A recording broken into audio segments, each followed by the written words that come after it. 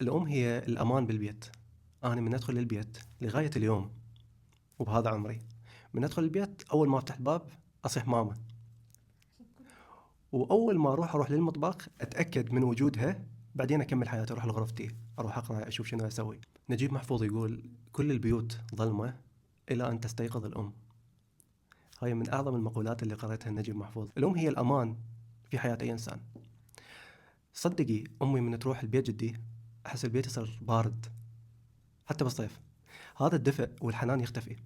فتشوفيني ما أقعد بالبيت، حتى أخواني نروح نتغدى برا، نرجع متأخرين، هي اللي تلمنا.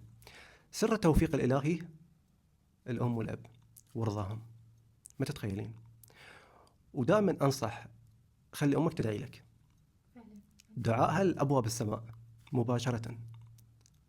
فالأم عظيمة في حياة أي إنسان.